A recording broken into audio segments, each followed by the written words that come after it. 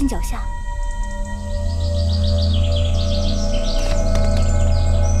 姑姑是否觉得那人的身高面容有些眼熟？在武关驿馆，我日日与那厨娘打交道，就算扒了她的皮，我也认得她。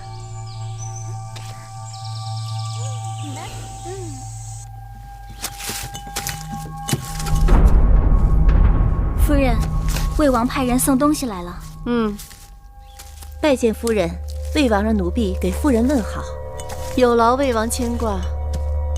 夫人，是我。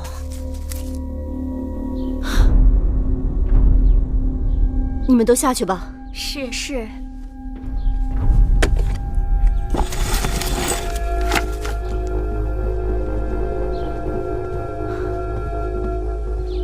桑儿，你怎么来了？夫人认错了，奴婢是桑儿的妹妹慎儿。因为姐姐日夜思念夫人，刚好魏王要派人给夫人送东西，于是奴婢就讨了这个差事，替姐姐来看望夫人。哦，你们这对双胞姐妹，从小就长得一模一样，辨认起来还真是有些难呢。既然如此，那夫人就把奴婢当作桑儿吧。武关事情败露，我让桑儿径直逃回魏国。其实，在我心里，没有一日不挂念你的姐姐。谢夫人。真的不是往哪评理？你抓错人了！外面在闹什么？明明就是他。是芈月逮住了魏王给魏夫人送礼的人，说此人曾在去年在武关给王后下毒，被发觉后潜逃。魏夫人得知来抢人，两边闹了起来。这到底怎么回事？大王，这女子是魏王派来给臣妾送东西的奴婢，芈月无理取闹，竟将我母国来人随意拦截侮辱。芈月与他无冤无仇，何苦要与他过不去？这女子明明就是去年在武关毒害王后的凶手。芈月血口喷人，这女子与王后从无交集，应将她指认为下毒之人，欺人太甚。芈月绝不会诬陷一个清白好人。去年我亲眼见到这女子扮成厨娘，在武关驿馆下毒，若不是女医治医术高明，王后就差点丢了性命。她只是魏国公里一普通女婢，为何要千里迢迢去武关毒害王后啊？那就要问魏夫人了。你竟然将这脏水泼到了我身上，大王，臣妾实在冤枉，你可要为臣妾做主啊！就算这个女子真的谋害过王后，你硬说魏夫人是其主谋，到底有些牵强。芈月打探过了，这女子叫桑儿，宫中人人皆知，她曾是魏夫人的贴身陪嫁侍女，在秦宫侍奉魏夫人多年，与魏夫人十分亲近。可就在去年年初，王后临嫁入秦宫之前，她突然离开了秦宫，踪影全无。若不是事出有因，这突然失踪也太蹊跷了吧？你抬起头来，寡人记起你了。芈月说的没有错。大王，奴婢不是桑儿，奴婢是……大王，这桑儿绝非是芈月所说的下毒之人。魏夫人说的是，武关下毒之人绝非桑儿。芈月不会看错，当日谋害王后性命的人就是他。大王，芈月捕风捉影。去年年初，桑儿的母亲过世，父亲病重，桑儿是家中独女，我给了她些盘缠，便让她回魏国尽孝了。从此她留在魏国，再也没有回来。此事在我皮香殿人人皆知，大王尽可派人去查问。大王，魏夫人打算害人，当然要将进退早早盘算好，找个口实还不容易。芈月这是处心积虑的要陷害臣妾呀！你到底是人是鬼，心里应当明白。大王，臣妾实在是冤枉啊！自打王后入宫，便一心想在宫中立威。臣妾帮着先王后打理后宫事务多年，被王后视为眼中钉，欲除之而后快。眼下，他又指使自己的应妾来陷害臣妾。大王，王后来了。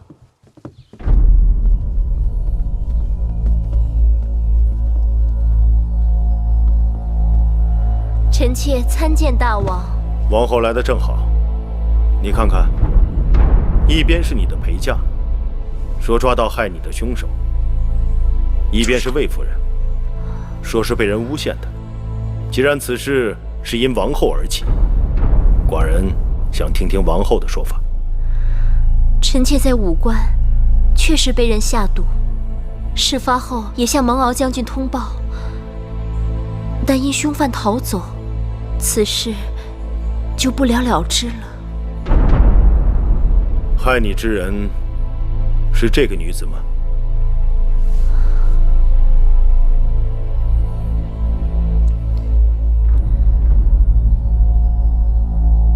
当日，臣妾身在明处，害我之人躲在暗处，害人之人识得臣妾，臣妾却不知被谁人所害。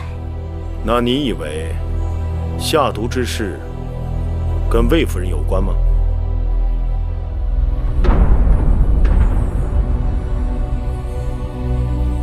是，或是不是？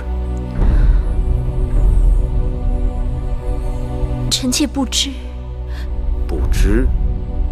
这么说，你也是早有几分疑心了吧？入宫前，臣妾与魏夫人素未谋面。入宫后，我们是宫中姐妹。魏夫人该不至于对臣妾下此毒手吧？王后不可姑息养奸。若不是魏夫人，那勾结一群人拦截王后迎亲车队的是何人？那一心想要王后性命的又是何人？欲加之罪，何患无辞？你拿出证据来。芈月，既然你指认这个女子下毒，你可有凭证？当日这女子从我们手中挣脱逃跑，被魁姑追上咬了一口，一定会留下印记。大王，可让人查看她的手背。哪只手？回大王，该是左手。母亲。是。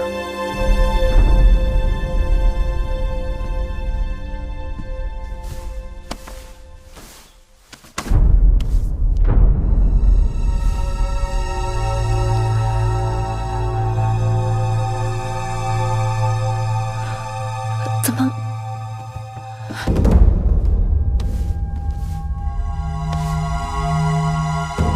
回大王，没有伤疤。不可能！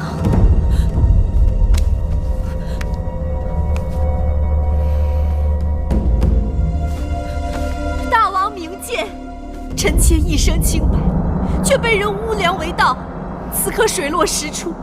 大王，你可要为臣妾主持公道啊！芈月，你还有何话可说？下毒的人明明是他，手背上怎么一点印记都没有啊？你说呢？那下毒的人是他，又不是他？芈月，你胡闹够了没有？依寡人看，此事自始至终都是空穴来风，只是你芈月无事生非，无中生有。你把寡人的后宫搅得鸡犬不宁，如不重责，难以服众。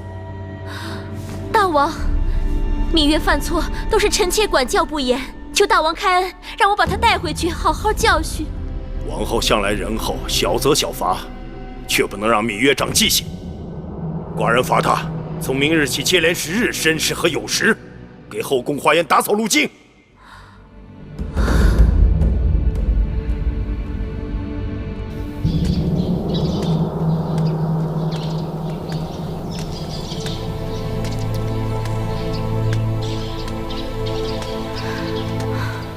不是姐姐怪你，今日之事，妹妹真的太过莽撞了。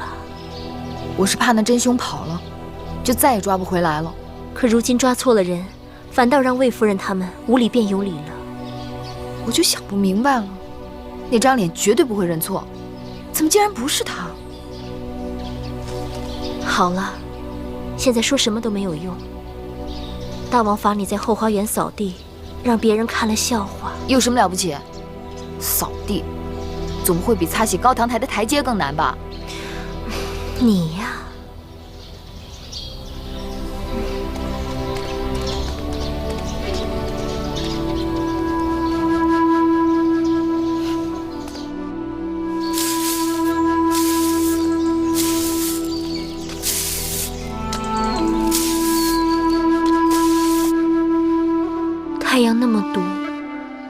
芈月在后花园扫地，不知有多辛苦。珍珠，你再让御膳房做些绿豆汤，我们给芈月送过去。是。王后真是心地纯良，芈月整日在外面给王后招惹是非，王后不仅不责怪，还要送绿豆汤犒劳她。昨日在成明殿，月儿是为了给我出头才被大王斥罚的，说起来总是内疚。王后诧异，芈月不过是王后的陪嫁应妾，她一向张狂，自行其事。王后若不对她严加管教，约束言行，今后还不知道要闯出什么祸事来。姑姑，这是我与她的事，和你们无关。王后，别再说了，再去给我盛一碗。是。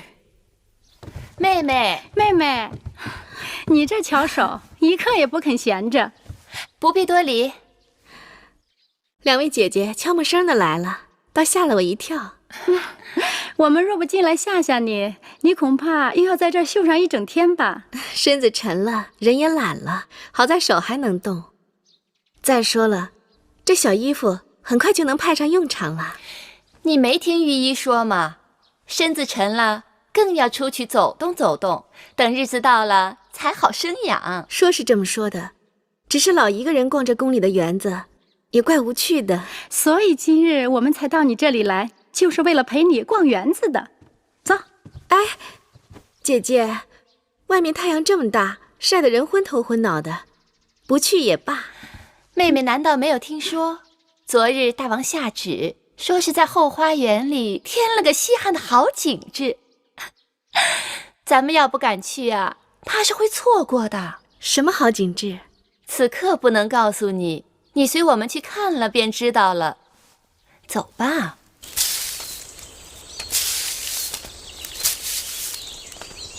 哟，你们看，那是谁呀？还能有谁呀？那不就是王后的亲妹妹芈月吗？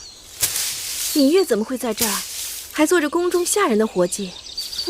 芈月犯上作乱，诬陷魏夫人，被大王责罚到后花园扫地来了。这个，不会是你们要带我来看的景致吧？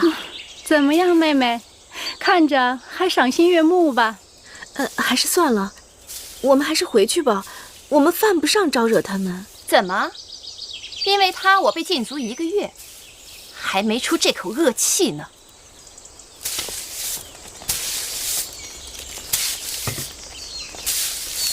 哼！见过国美人，樊少使、魏少使。妹妹真是劳苦啊，让人心疼啊。若早知如此，该悔不当初吧。芈月做事，从不后悔。芈月妹妹手脚灵便，倒像是做惯了粗活的人。听说大王除了罚你扫路径，还责令王后好好教训你。也不知道王后准备了多少藤条和板子。宫中愚不可及之人，果然很多。可惜王后今日的板子是打在自己的身上，大约该是有几分疼了。国美人，你擅生是非，谣言惑众，藐视中宫，你可知罪？芈月，你敢教训我？被别人当枪使唤，还到处卖弄，真是愚不可及。站住！姐姐，这死丫头气焰也太嚣张了，她完全就没有把你放在眼里呀。算了吧，我们还是回去好了。你尊卑不分，竟敢顶撞于我！来人，把他拿下！哎呀，可怜呀，可怜！现在让我可怜你，迟了。不是说你可怜？少废话，张嘴！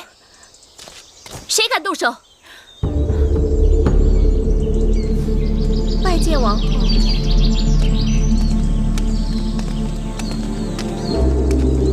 拜见王后。拜见王后。拜见王后。跪下。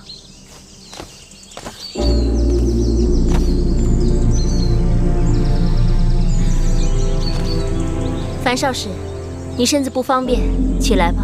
啊，谢王后。我竟不知道，这后宫中原来谁都可以越过我。来处置我的应试。臣妾不敢，王后明察。你是说我糊涂，看不清对错？太阳刺眼，看不清也是有的。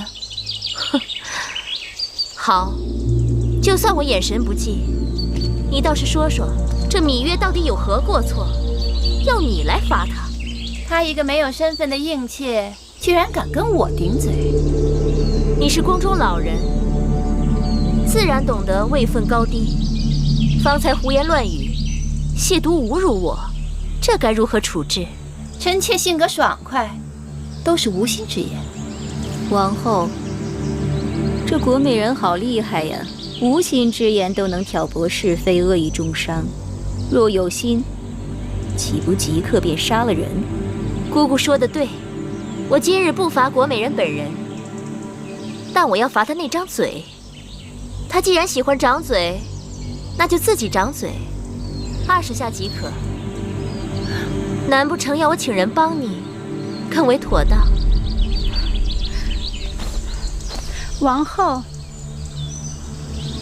国美人服侍大王10多年了，即便是没有功劳，也是有苦劳的。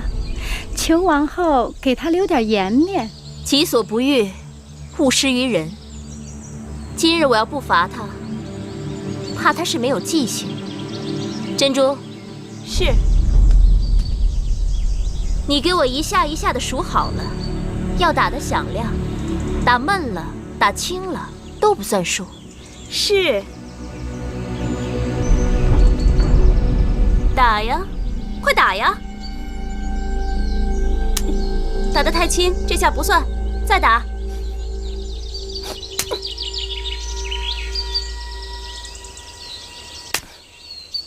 王后，火气不必太盛，刚立了夏，还没入伏，火气大了，容易伤身。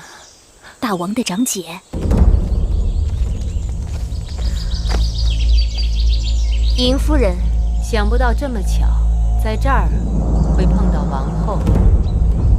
自大王大婚，我这是头一次回宫，就撞上了热闹。大热天儿，你们都跪着干什么呀？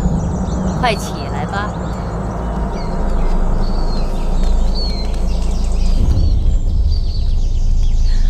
尹夫人明鉴，臣妾无罪，不过就是多说了2句，并没有犯什么大错。王后竟然这般羞辱我！王后乃后宫之主，无论是大错小错，罚你总有罚你的道理。你是后宫之主，是中宫，更应该宽厚仁德，别动不动就罚跪掌嘴，会吓坏人的。尹夫人有所不知，是国美人先动手打人的。是吗？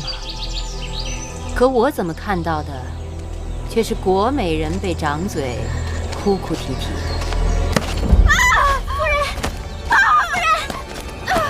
夫人！使劲儿，夫人！使劲儿！夫人，使劲儿啊！夫人，使点劲儿！夫人，使劲儿！好，使劲儿，再使点劲儿！快了，快了！使劲儿！夫人！王后这般羞辱我，我还有何颜面在宫中活下去啊？大王要是不替我做主，那我只好死了。宫中的日子就是这个样子，有人一手遮天，有人就不得不忍气吞声。除了以死相拼，否则就要永远受人欺负。记得先王后还在的时候，有一次唐夫人做错了事情，先王后当着众人面责罚了她。她大约是因为面子过不去，就投环上吊了。结果被她的侍女撞上，救了她的性命。为这事，大王还训斥了先王后。从此以后，这宫里就没人再敢招惹唐夫人了，怕她再死一回。是啊，那次唐夫人运气真好。什么运气好啊？我猜他其实只是做个样子。他大约是预先让他的侍女候在门外，当他踢翻胡床，侍女冲了进来，别人也只能赞他好运了。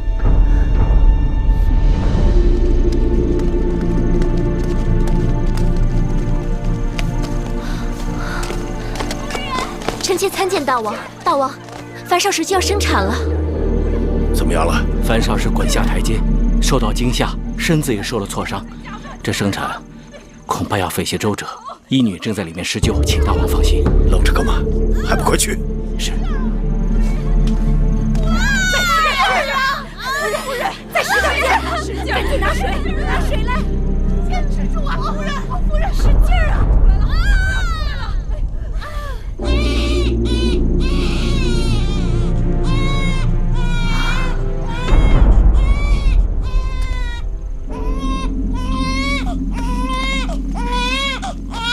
恭喜大王，贺喜大王！樊少时生了一位公子。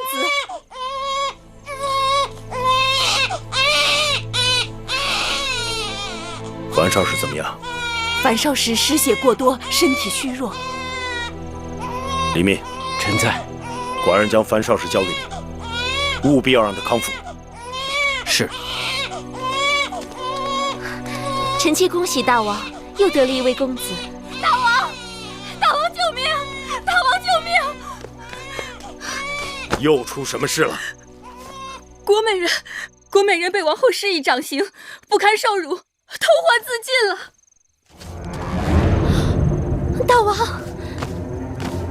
你是后宫之主，看看你做的好事。大王，这不干臣妾的事啊！寡人明明听邢夫人说，国美人跟芈月口诀几句，你却大发雷霆，让国美人掌嘴，吓得那胆小的樊少时滚下台阶。你呀，太让寡人失望了。大王，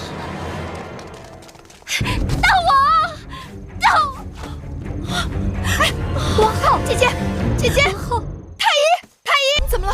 太医，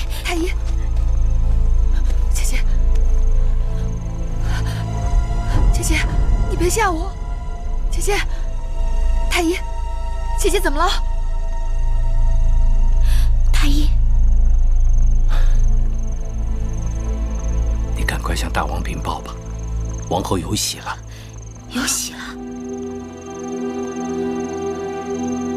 姐姐，国美人死了，让永相令好好的把她发送出去。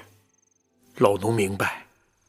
他这个人心浮气躁，但又最贪恋奢华，怎么会甘心自杀呢？母亲，给寡人好好查查。是。眼下后宫总是出事，寡人正想，是不是该把这后宫重新交回给魏夫人主持？依老奴看，禀报大王，太医说王后有喜了。啊！恭喜大王，贺喜大王！马上告诉太医院，派2个最好的太医照料王后。是。这回好了，寡人要有嫡子了。大王，您刚才说主持后宫之人，若此时变动，恐怕对王后安胎不利。算了，以后再说吧。希望寡人没有看错人。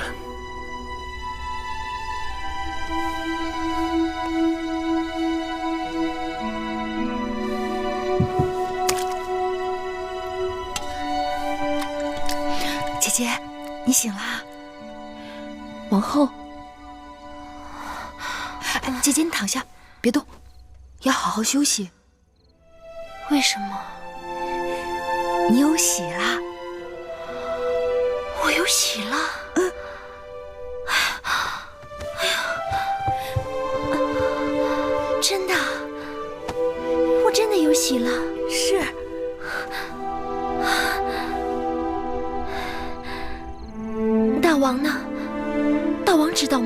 已经派人去通报大王了。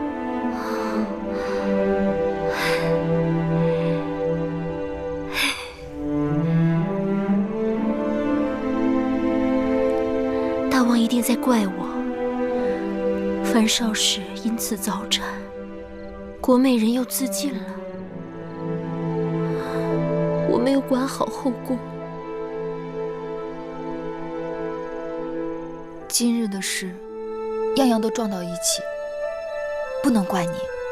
可是，在大王心里，这些罪过我是逃不掉的。让婢子不平的是，今日之事明明是国美人他们冲撞王后，尹夫人在大王面前竟然不替王后分辨，反而替国美人他们说话。那个女人，我们惹不起，下次见到她，一定要多长个心眼儿。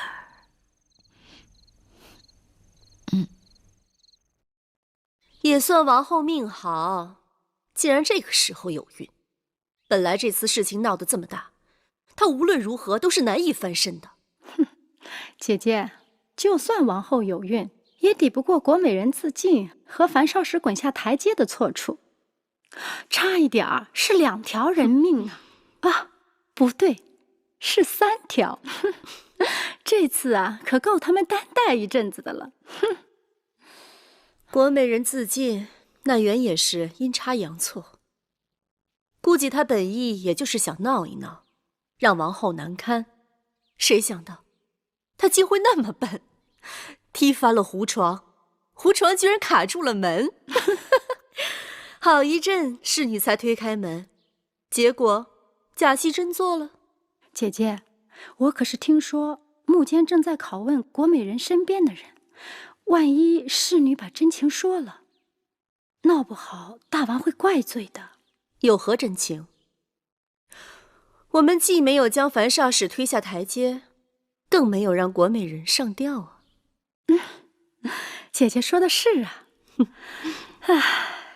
不过反过来想想，王后这时候怀孕，没准是好事呢。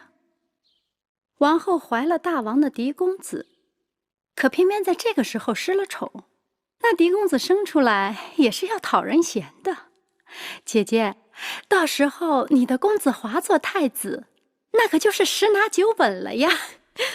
妹妹，你真会说话。哎，姐姐今日如何？不好，这2日王后都不怎么肯吃东西。本来就害喜，吃了就吐，再加上心里烦闷，人就消瘦了许多。王后觉睡不踏实，听见脚步声人就惊醒，我们都不好说破。王后那是盼着大王呢。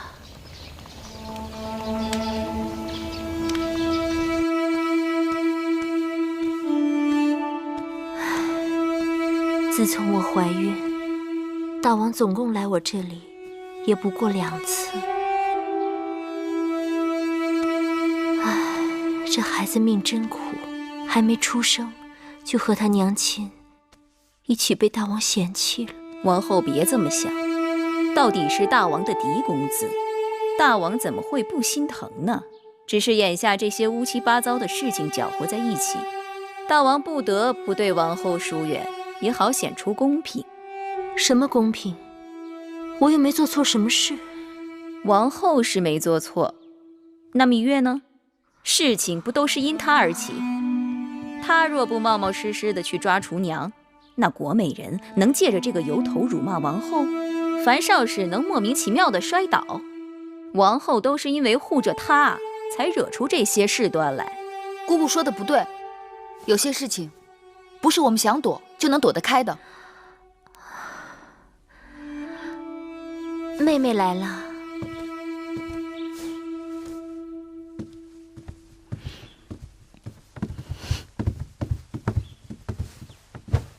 外面的花开得好美，这是我采来给姐姐和肚子里的孩子看的。其实刚才玳瑁姑姑的话也不无道理，你我当日都太过冒失。我若能忍了一时之气，也不会落得如此地步。姐姐何苦要自怨自艾？妹妹从不愿意忍气吞声，更不赞成姐姐委曲求全。可如今这件事情都指向交房殿，我是有口难辩。我也觉得，那日是赶事，怎么会那么巧？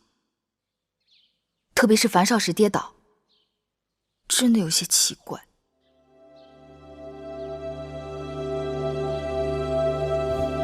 夫人，芈月来了。就说我身子未好，不宜见人。是。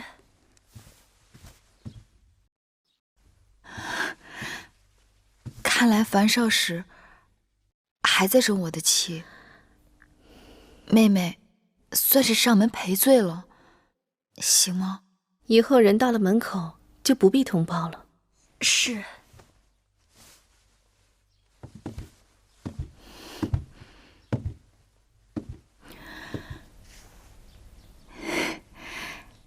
小公子长得如此清秀伶俐，跟樊少使一个模子似的。跟我一样有什么好？还没出世就滚台阶。奶娘，先把小公子抱下去吧。是。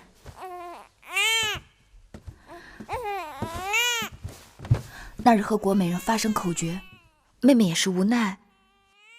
姐姐看到了，我并非挑衅之人，但事到临头躲也躲不过去。但无论怎样，惊吓到了姐姐和腹中的小公子总是不对的，所以妹妹做了件小衣裳，算是给姐姐赔罪了。真是难为你了，都是小孩子家的东西，还要你费心。东西虽然粗糙，但也是芈月的一片心意，姐姐看看。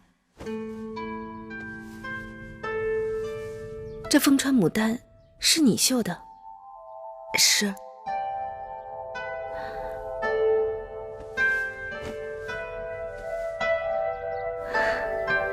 你用的是锁绣针法，绣得如此灵动，活色生香。就算是秦宫的头等绣女，也没几个有你这样的好针线的。都说樊少使是秦宫里一等一的巧手，什么针线都逃不过樊少使的慧眼。其实芈月的女工还是从小跟魁姑学的，望樊少使以后能多多指点。不敢谈什么指点，不过是比旁人多花了些心思罢了。记得我未出嫁时，曾给魏国国君绣了一件龙凤锦袍，魏国国君因为太过珍爱，除了祭祀大典，从来不舍得拿出来穿呢。看来芈月真是班门弄斧了。姐姐上次跌倒吃了大苦头，可芈月好奇，姐姐怀有身孕，出门走路怎么会这般不小心？哪里是我自己不小心的，分明就是有人要。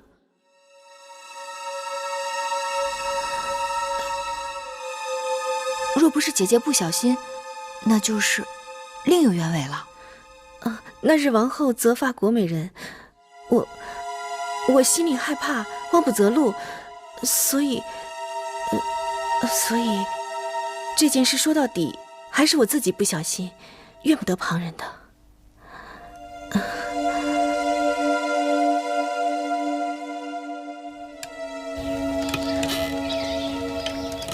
听说那国美人的死因有了口供，经过刑讯拷问，侍女彩爱交代说，国美人其实并不想死，只是想吓唬人，想以此来要挟王后。阴差阳错，竟用胡床抵住了门，这才送了命。这个国美人，幸亏她死了，不然如何面对寡人？大王说的是。还有什么事没有告诉寡人？那日樊少使滚下台阶，怕是有人做了手脚。芈月告诉老奴，樊少使对滚下台阶之事一直耿耿于怀，但对如何跌倒的原因却是吞吞吐吐，其中定有蹊跷。这樊少使为何不肯说出实情呢？他必有难言之隐。芈月这个丫头不简单。有些事情，老奴也是自愧不如啊。好久没有去过王后处了，这会儿天色还早，去王后那儿吧。是大王。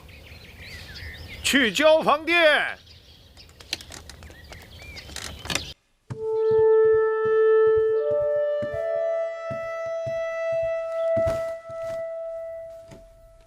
王后，太医说这药是驱暑安神开胃的。王后这些日子吃不香睡不好，让人看了真是着急。天那么热，饭都吃不下，哪还吃得了这苦药？拿走，我不吃。药该吃还得吃。王后怎么可以耍小孩子脾气呢？臣妾见过大王。王后坐下别动。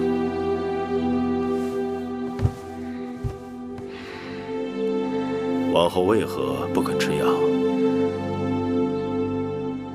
药太苦了。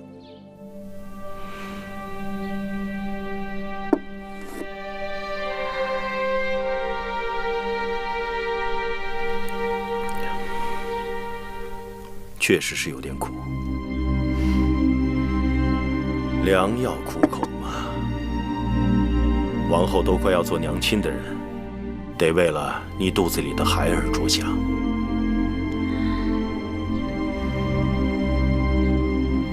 来，寡人喂你。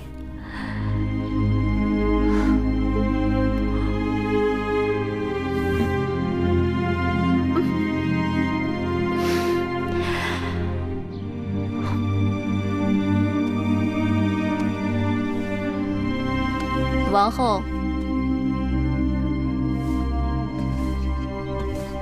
王后，有件事你要早做准备。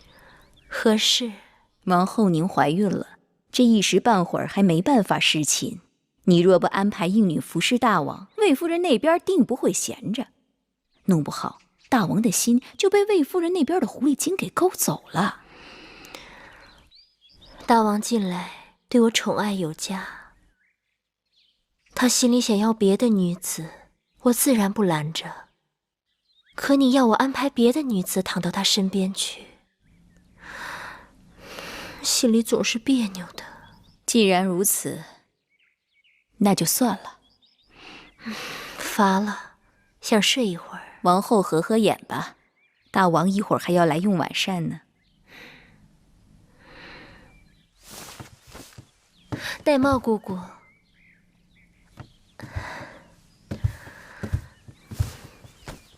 依你看，让谁服侍大王为好？依奴婢看，不如按年纪大小来排列。孟昭氏最为年长，就安排她先为大王侍寝吧。依亲疏，应该是芈月，你怎么不提她？王后，您不是早就答应过芈月，绝不安排她服侍大王吗？唉，我知道你心里在顾虑什么。算了，就依你吧。大王到！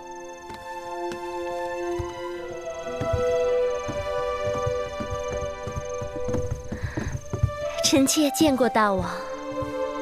不是说过了吗？如今你怀有身孕，以后就免礼吧。谢大王。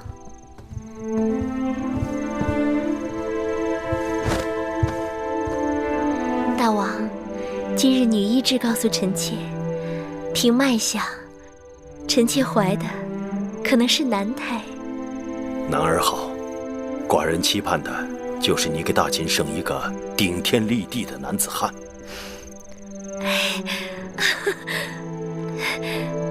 他在动了。看样子，王儿也想知道父王是不是喜欢他。寡人的嫡子怎能不喜欢？大王，臣妾今日特意让厨子烹制了楚国风味的雉鱼汤，也不知是否合大王胃口。好，上菜吧。是。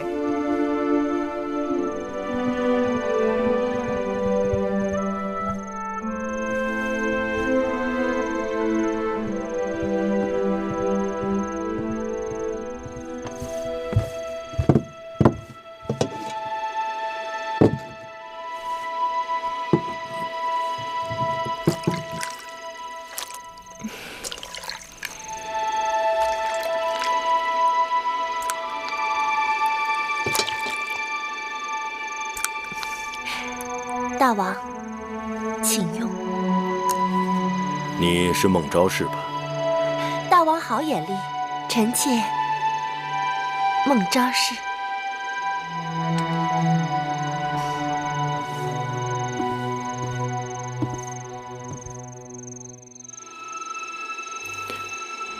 味道不错。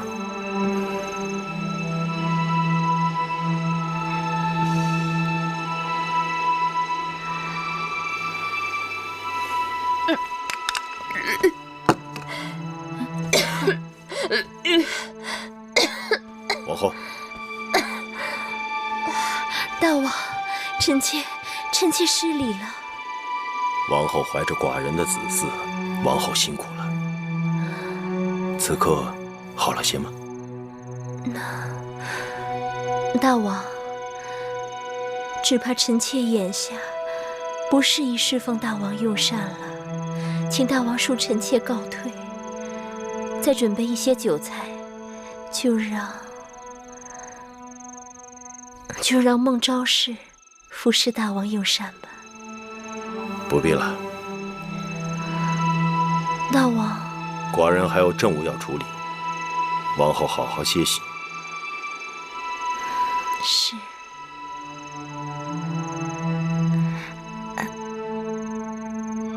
1个时辰后，寡人会派辇轿来接孟昭氏。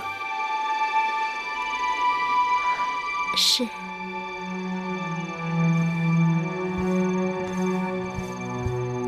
王后不必多礼。恭送大王。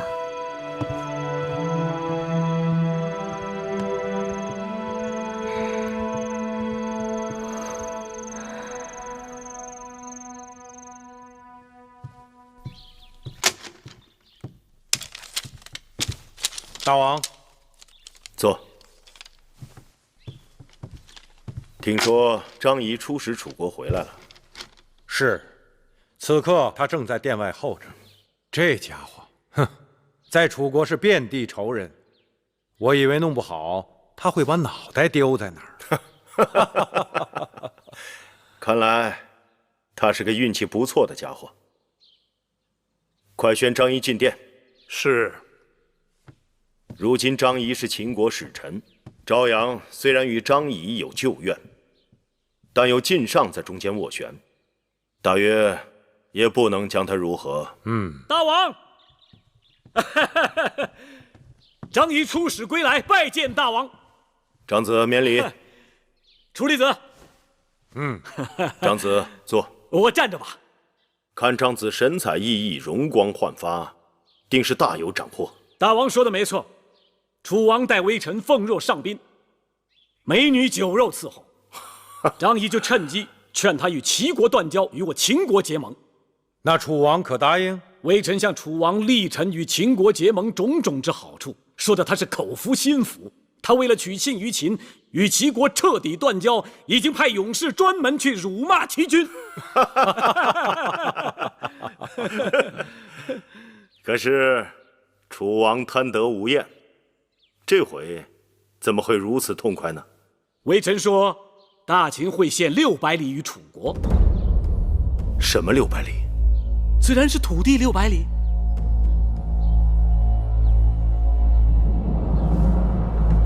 哪里的土地600里？张仪让楚王相信是大秦的商於之地600里。长子出使之前有言在先，怎可没有大王允准，私自将600里秦地赠与楚国呢？大秦别的土地，在下无权处置，而这600里，张仪还是有权私自授受的。大胆张仪，几位秦国使臣一举一动都该秉承寡人之意，你竟然信口开河，胡言乱语，无端将我大秦国土当私家财物随意赠与。大王息怒，大王息怒，大王息怒。那楚王是个见利忘义之徒，张仪若不让他看到些许好处，他怎肯与齐国断交，与我秦国结盟呢？好大的口气！600里肥沃土地，是我大秦数代国君、几十万将士用性命换回来的，在你张子眼中，竟然只是些许好处。来人，把这个妄自尊大、矢口昌言的狂徒拿下，割去他的舌头！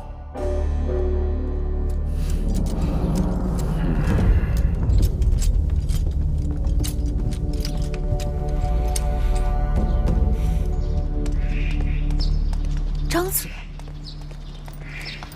木心，芈月，这是怎么了？这个家伙在宣誓殿得罪了大王，大王要割他舌头。张子，你不是出使楚国了吗？怎么刚刚回？天降大任于斯人，必先劳其筋骨，苦其心志，饿其体肤，割其舌头。哈哈哈哈！我张仪为秦国立下了不世之功。可惜世人见识鄙陋，赫赫之功换来了百般羞辱。你将秦国600里土地献于楚国，大王割你的舌头，已经是便宜你了。600里，张子，此事可当真？当真又如何？600里不过是个数字。我用我的600里换来了秦国和楚国结盟，明明是占了大便宜。糊涂人永远都算不清楚这笔账。你的600里？自然是我的600里。哦，我知道你的600里。那既然如此，你为何不向大王讲明呢？我为何要向大王讲明啊？大王若是圣明，自然知道我张仪就是掉了脑袋也不会把秦国的土地轻易交给楚国。大王若是糊涂，多说又有何用？你这是拿性命在赌气。明君贤臣，心有灵犀，尽在不言之间。不和你这疯子辩了。木心，这是天大的误会，千万在这里等一等我，啊，等等我。月公主，月公主。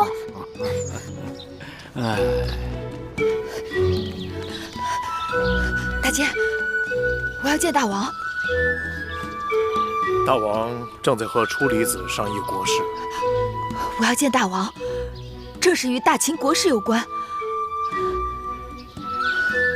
大王正在气头上，我劝你最好不要趟这浑水。大监放心，我来专门是给大王去烦消气的。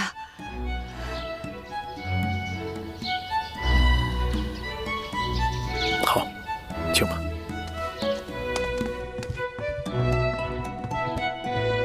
大王，拜见大王。你来有何事？芈月有要事向大王陈情。你若知趣，快给寡人退下。大王还不知芈月来意，便要将芈月赶出殿去。你是来给人说情的？芈月是来给大王贺喜的。何喜可贺？自古明君思贤若渴，诸国逐鹿中原，得人才者得天下。张仪国士无双，一人口舌抵过数名骁勇之将，朝中能有他这样的人才，是大王之大幸，秦国之大幸。张仪骨舌摇唇，无法无天，擅自将我大秦600里土地赠与楚王，即使寡之，也解不了寡人心头之恨。大王若为600里烦恼，大可不必。此600里非彼600里，大王误会了张仪的用心。什么此600里非彼600里？寡人不知道你在说什么。今年开春前，大王好像赏过张仪一块封地。不错。大王可还记得那块封地有多大？有多大？臣记得大概是3、5里吧。整整6里。大王大约也不记得那块封地在何处了。那地就在商於。张仪感激大王恩赐，给他取了个地名叫600。这次出使楚国，张仪用自己这600，古舌摇唇说成600里，诱惑楚王弃其连秦。大王看，这张仪是该赏还是该罚？6里啊，600，6里。那楚王若是知道实情，肯定气得发疯了。寡人不怕他发疯，就是怕他不发疯。他一发疯就会乱来，他一乱来，就会死得更惨。这张仪太过桀骜不驯，他为何不早早说出实情呢？居然给寡人打哑谜，害得寡人气血冲头，寡人定要罚他。那大王打算如何罚他？还要取他的舌头解恨吗？木坚在，快给寡人传话，放了张仪，好生安抚。是。寡人过后要重重的赏他。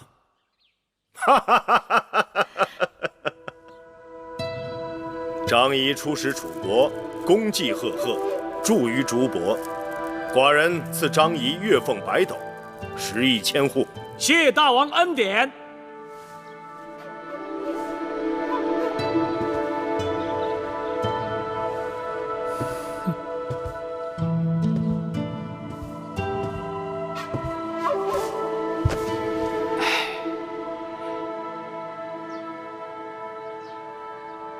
哎，大良造，你为何瞪视我张仪呀？明明是你张仪对我目不转睛。我张仪对你目不转睛，是因为我想起来你欠在下一笔赌债还没还。赌债，小人得志。说得好，我张仪是小人，你大良造是君子。君子出言，驷马难追呀。张仪，你休要张狂。既然我公孙衍与你有赌约在先，那我今日一定言而有信。不是，大良造，你这是何苦呢？张子，别，张子，你这是干什么？大王，我公孙衍愿赌服输，不就是想让我当众脱光身子爬3圈吗？好，我今天就爬了。胡闹！当初一句戏言，却要当真。朝堂之上，你们是要自己难堪，还是要寡人难堪？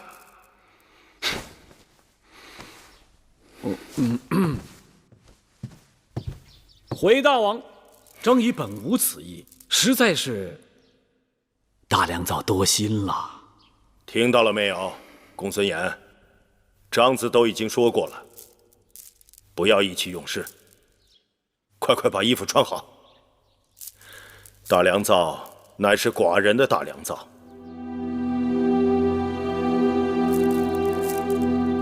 你等都给寡人听好，谁敢再提赌约之事，寡人定不轻饶。是。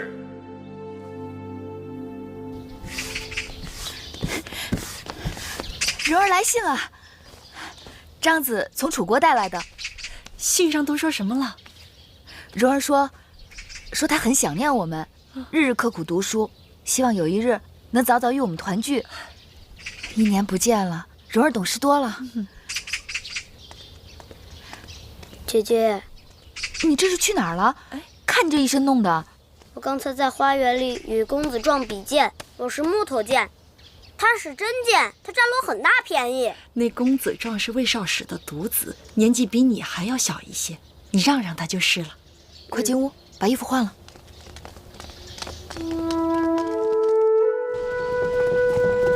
我们离秦国越来越远了吧？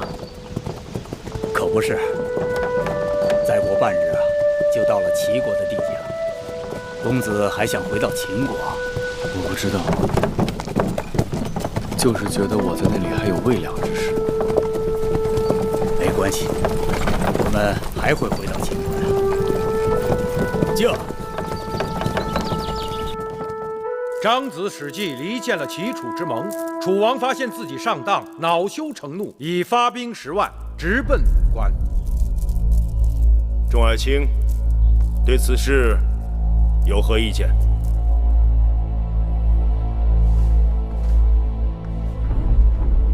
回大王，楚王大发雷霆，莽撞出兵，又无其他诸国相助，虽无交手，败绩已露。我等谋定而后动，以逸待劳，后之发，先之至，定能一举成功。大王，司马错愿领兵出征。大王，臣甘茂愿率兵伐楚。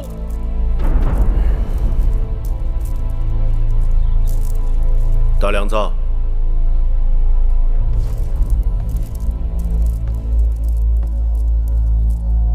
你意下如何？大王，既然张仪建议出兵，还是请大王定夺吧。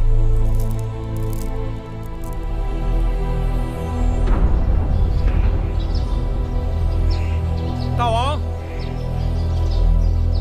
大王，请留步。大王，臣有话要说。说吧。臣猜测，这次出兵，大王本来属意大良造。寡人不是非他不可，而是想借势化解恩怨。可惜公孙衍却故作姿态，与寡人较量。大王不必为难。如今我大秦众志成城，臣愿意亲自领兵出征。你也不用亲自出马。寡人打算安排司马错为帅，去对付楚军。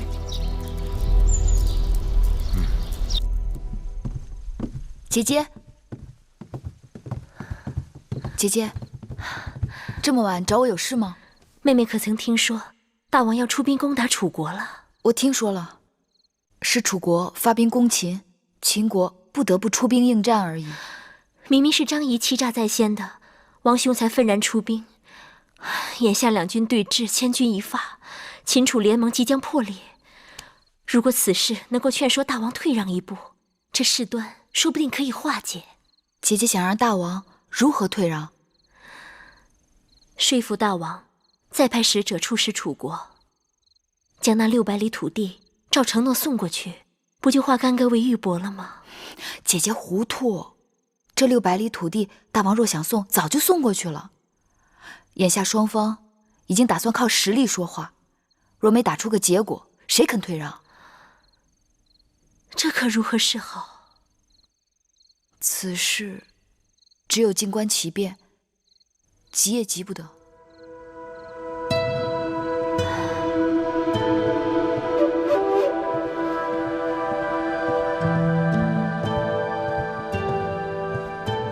大王，魏夫人来了。她来何事？魏夫人说，她刚调制了一些熏香，送给大王驱蚊去暑。让她进来。是。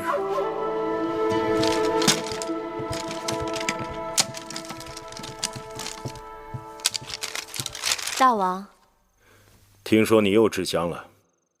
论调制熏香，宫里恐怕还真的没人比得上你。走吧。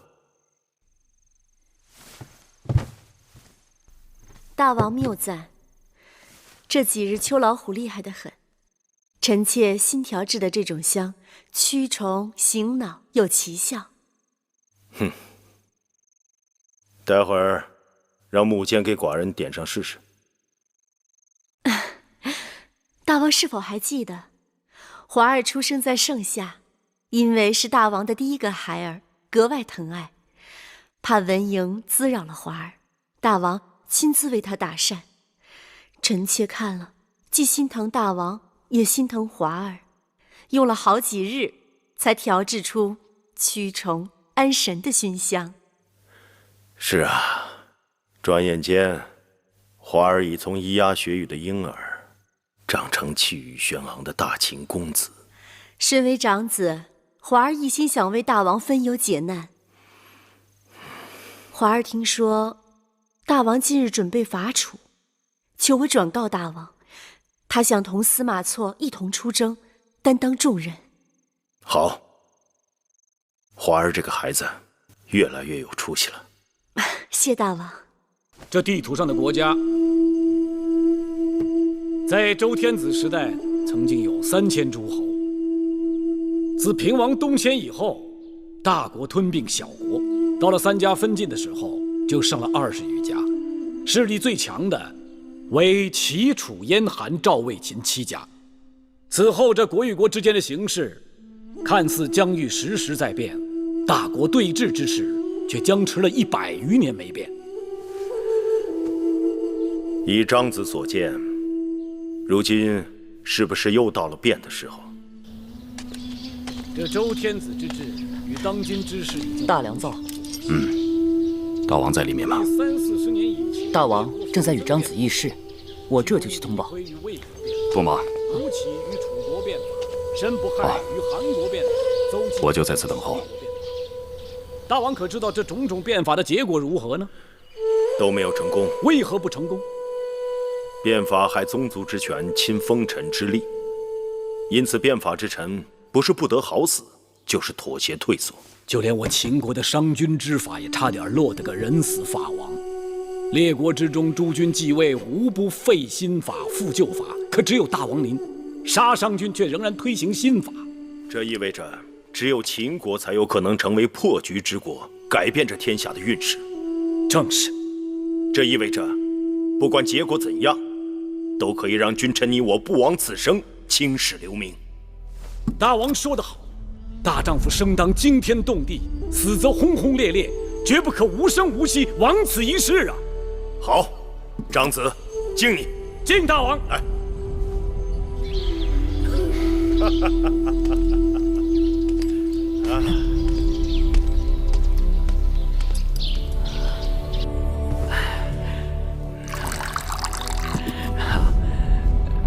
哎，大监，别只想着给大王倒，还有张仪呢。老奴迟钝，竟忘了张子海量。来，禀报大王，战报来了。司马错与公子华率兵丹阳大捷，俘楚军统领屈盖，大将军景翠与楚将70多人，斩首8万人，秦国得到了汉中郡。好，太好了。哦，大王，大良造公孙衍来了，让他进来。可他在门口站了一会儿，又一声不吭地走了。算了，寡人过会儿再传他。是。母亲，老奴在。马上给寡人下旨，褒奖丹阳大捷的军中有功之臣。是。贺大王。来，张子。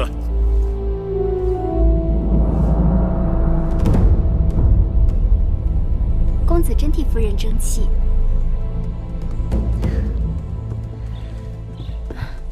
姐姐为何心情如此之好啊？妹妹来了。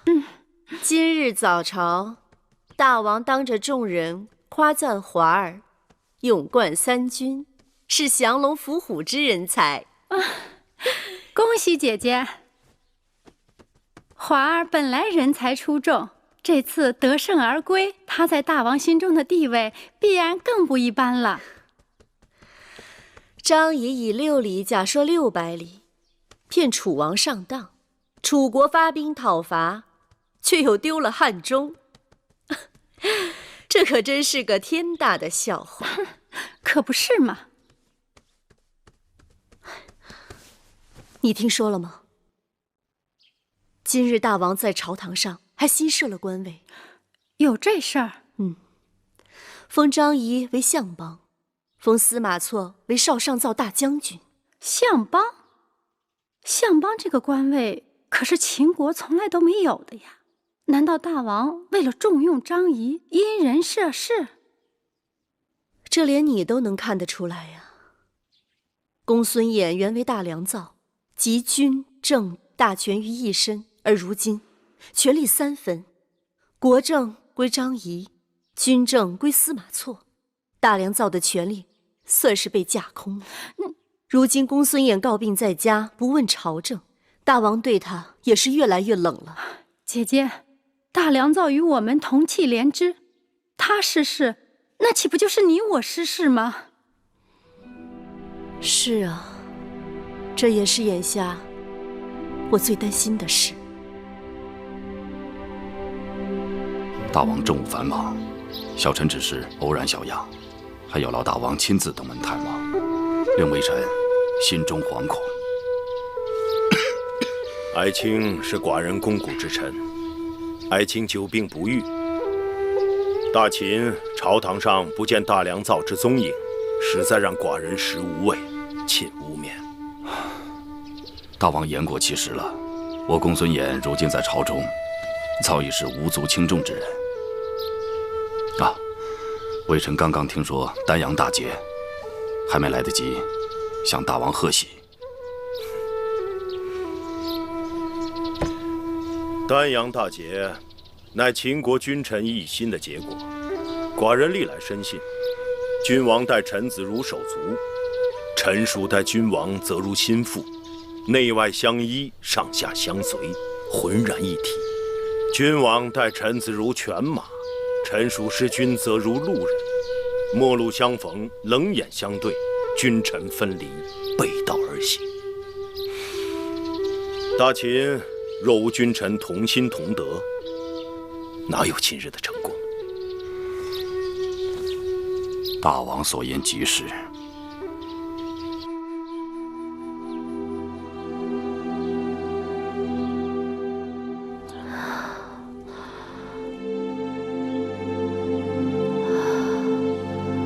上一次送来家书，王兄和母后的身体尚好，怎么才几个月就……都是张仪那小人害的，他卑鄙无耻，害我楚国，害我大王。说起来，还不是因为当年和氏璧失道，他在楚国曾经受辱，从此便对我楚国恨之入骨。大王在得知丹阳战败的消息后，便口吐鲜血，至今都卧床不起啊。当初我嫁到秦国，王兄和母后指望秦楚联姻，相互帮衬。不料才1年多光景，两国交恶，兵戎相见，难怪母后在信中会责骂淑儿无能。作为王后，一不能袒护母国，二不能阻止夫君近君子远小人，任凭张仪等奸诈之徒横行朝堂。淑儿实在是羞愧。王后不必自责，眼下就有一个机会，王后可为楚国周旋。请讲。只要秦王肯将被俘之楚将屈盖、景翠等人送回楚国，并归还汉中之地，这秦楚两国仍有重修旧好的机会啊。那伤于600里呢？这哑巴亏也只能楚国自己咽了。好，请转告王兄和母后，淑儿尽力而为。那在下告辞了。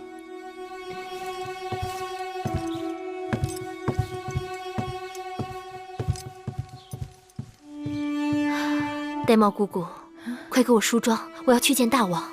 王后现在就去，是否匆忙？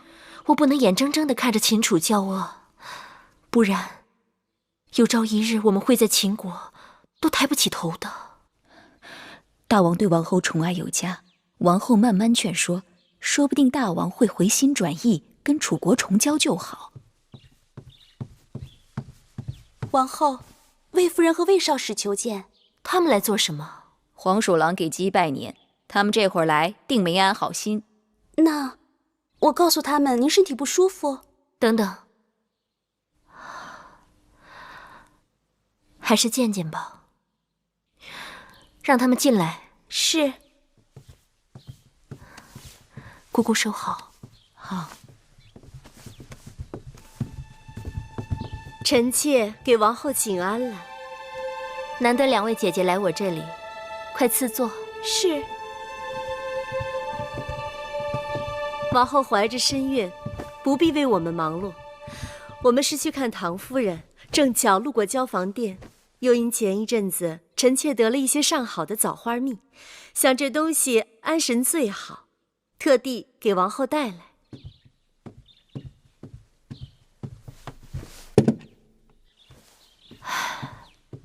多谢两位姐姐惦记。其实我一直吃得香甜，睡得安稳，什么安息香、安神茶之类，在我这儿都是多余的。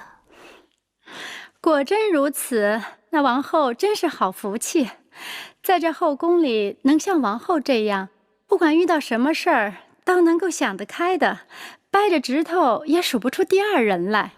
我又没做什么亏心事，有何想不开？人不一定做了亏心事才会想不开呀。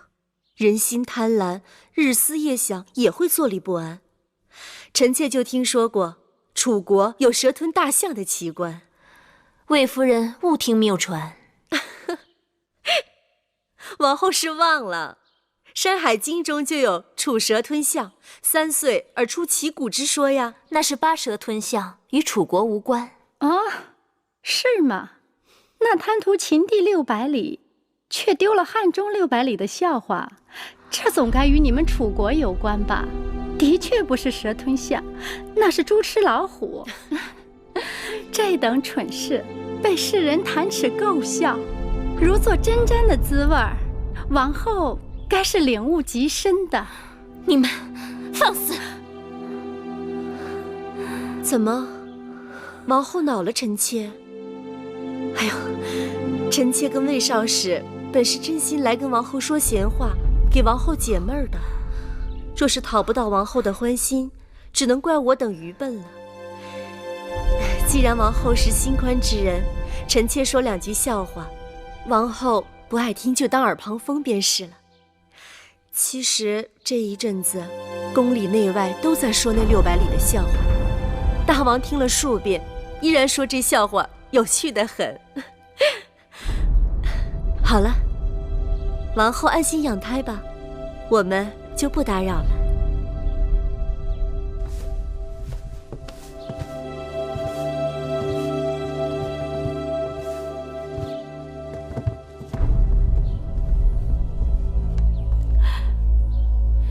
珍珠，把这坛子扔出去！什么造化蜜，明明是害人的毒药！是。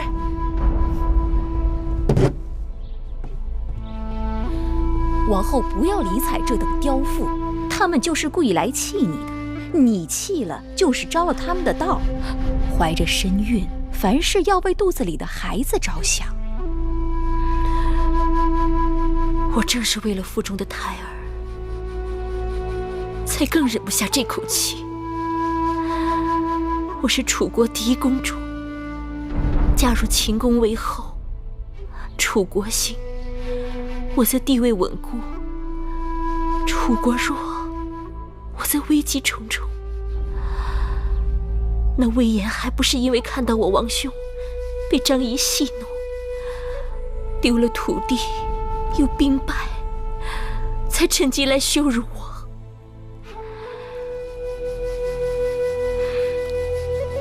如若秦楚真的交恶，我这腹中的孩子也会受到牵连，前途堪忧。玳瑁姑姑，你去把芈月找来。我现在分寸全乱，我想要她给我出点主意。王后也太相信芈月了吧？世人皆知，芈月与那张仪往来甚密，害苦了我们楚国的就是张仪那小人。我不信芈月会眼看着母国衰败，那可说不准。玳瑁姑姑，给我梳妆，我要去见大王。此刻就去吗？此刻就去。一定要去吗？一定要去。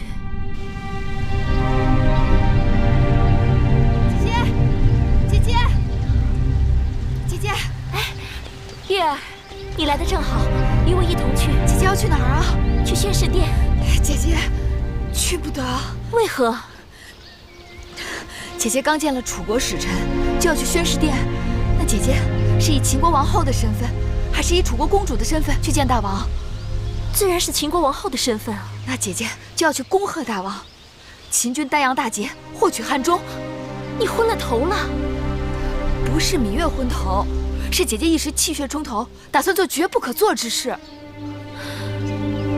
我虽是秦国王后，但也是出身楚国的嫡公主。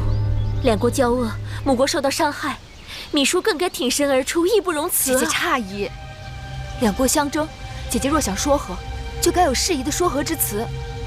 若只是一味的偏袒母国一边，会让人以为姐姐嘴上说自己是秦国王后，可行事却还是楚国公主。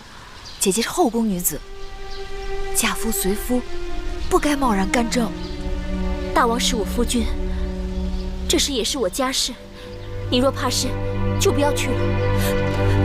姐姐火急火燎，即便劝谏，也切不可情急。姐姐，姐姐，这次秦军占领了汉中，拔掉了楚国往日插在秦楚之间的楔子，将关中、汉中连成一片，对周边六国形成了居高临下的压迫态势。长子，你立下头功，寡人敬你一杯。谢大王。大王宏图在胸，张仪乃是局中一走卒罢了。敬长子，敬长子。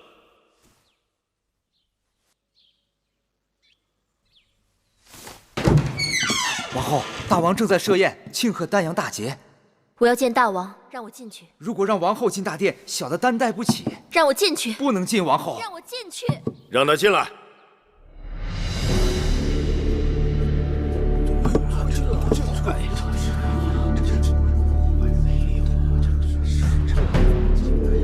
臣妾参见大王。王后本该在交房殿安心养胎，贸然来此有何事？臣妾有要紧的话说给大王听。秦楚两国相邻，唇齿相依，双方兵刃相见，实在令人痛惜。眼下战事早已结束，王后用不着为此焦虑。既然战事已罢，难道大王就不想与楚国重修旧好？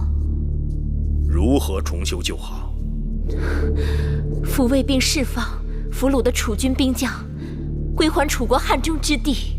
唉，王后爱乡心切，希望两国交好，就不该让秦国割肉去补楚国的脓疮。秦楚两国交战，楚国出兵在先。如果这次赢家是楚国，难道楚国还会释放我秦军之将领，归还我秦国之土地吗？秦楚交恶都是因为你张仪行事不端，你怎有颜面立于朝堂之上，还说三道四？这里是秦国的朝堂，我张仪拿的是秦国的俸禄，我上对得起秦王，下对得起秦国的庶民，为何没有颜面呢？列强纷争，楚国乃强国之首，我张仪不去谋划那些小国，偏偏针对兵强国富的楚国，还不是因为楚国行事不堪，自取其辱？你张仪行骗，竟责怪我们楚国的不是。哎，楚国国君贪婪，与我秦国联姻，是为了贪图我大秦商於之地600里，数次讨要不成，企图联合齐国出兵伐秦。难道我秦国不该奋起反击吗？为王者厚德载道，臣妾恳求大王清除朝廷奸佞。寡人用人以德为本，满朝文武以忠为纲，何来的奸佞？世人皆知那张仪乃是反复无常的奸佞小人，秦国以他为相，定让列国笑话我秦国小人当道。大胆！我大秦建国数百年，从不允许妇人干政。你不识大体，强闯大殿，辱骂重臣，顶撞寡人，哪里配得上一国之母的身份？大王，臣妾苦口婆心，良言相劝，只求大王清除枉昧，以振纲常。闭嘴！王后已经神志不清，来人，在，即刻送王后回宫，面壁思过。大王，王后身子重，大王，臣妾还有话，奴婢送您回宫。大王，大王，臣妾还有话还没说完呢。王后，大王，王后，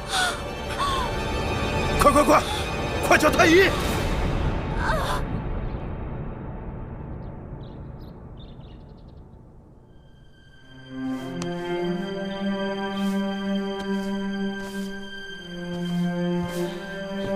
禀大王，王后的脉象时速时缓，太微不可有大碍？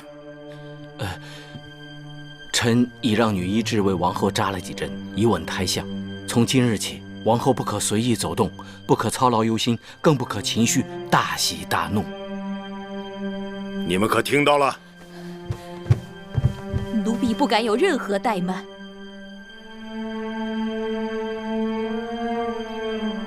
既然王后养胎，不可操劳忧心，这后宫事务还是重新交还给魏夫人，让唐夫人协助着办理。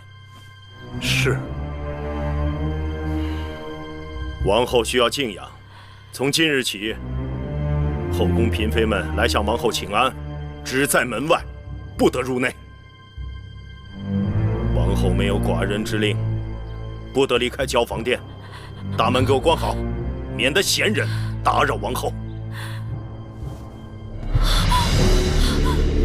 大王，大王，大王！姐姐，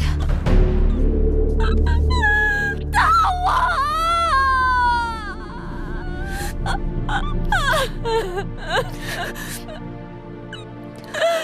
夫人重掌后宫，可喜可贺。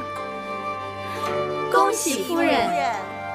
不过是王后不能理事，少不得再辛苦我一些，也好为大王分忧解难，为各位姐妹操心吧。姐妹们一向体谅我的辛苦，如今也只是依照旧例办。各位姐妹，请坐吧。谢夫人。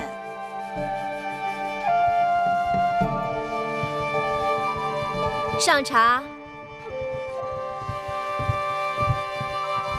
姐姐，这是我给你备的贺礼，恭喜姐姐。虽说王后不能立誓，但是王后的应签孟昭氏已经侍寝，按理说，这后宫设宴应该请她一起。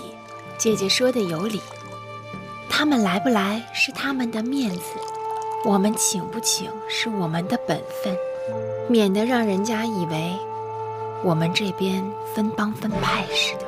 我给魏夫人说了，可她说处女休想再翻身了。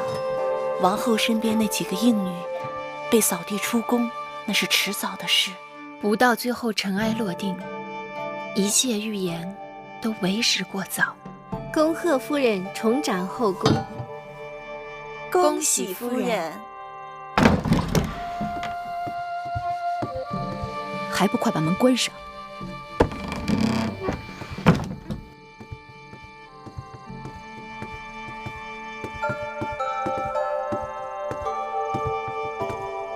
姑姑，外面在闹什么呢？今日风大，外面树叶被吹得哗哗的。珊瑚，去把窗子关上。是。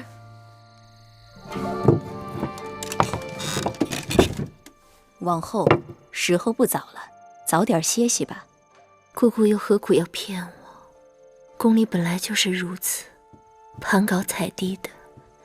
别说那些嫔妃们，就是内侍婢子们，跟了得了势的主子，即可耀武扬威，跟了失了势的，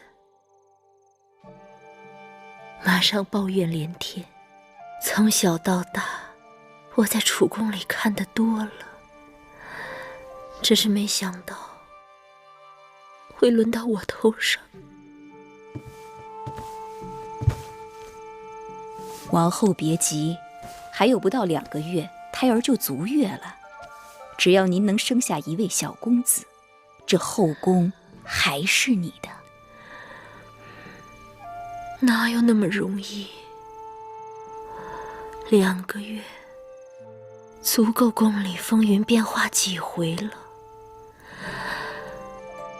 王儿落地前，大王若仍恼怒于我，就算这孩子生下来，也不会讨大王欢心。现在想想，芈月当日拦着我，也真是一片好心。芈月呢？她怎么没来看我？平日里我有什么事情，他都在我身边与我商量的。哦，也是。大王不让任何人进入教坊殿，也把月妹妹挡在外头，这可怎么办啊？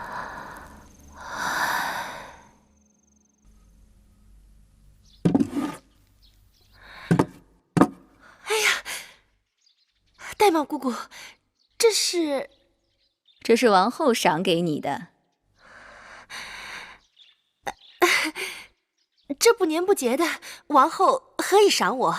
孟昭氏，你是王后的陪嫁应女，自你到秦国，王后一直把你看成心腹之人。论亲疏，芈月是王后的亲妹妹；论容貌，那景氏也不输于你。可王后还是选中你首先为大王侍寝，可见她对你的器重。是。因此，你与王后一荣俱荣。眼下王后正受挫折，身处困顿，正是用人之际。你要用心好好服侍大王，让大王对王后回心转意。王后对臣妾恩宠有加，臣妾定不辜负王后。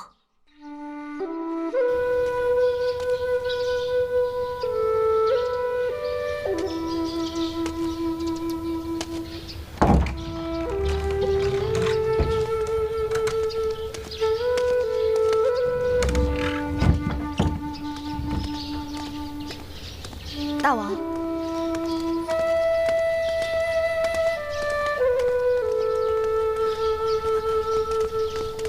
大王，芈月有一事不明，要向大王请教。说吧。芈月听说，咸阳有一女子，在家是好女儿，在外是好媳妇。有一日，娘家人和婆家人一言不合，动手打了起来。都喊那女子帮忙，弄得那女子好生为难。大王，可有处置的办法？若那女子想做婆家的好媳妇，就该一心帮着婆家；若她想做娘家的好女儿，那就休婚，回娘家去吧。难道就不能两全？不能。也没有是非对错？当然有。那谁对谁错，谁来评判？那就要看谁人说，对谁说。怎么说？哦，我明白了。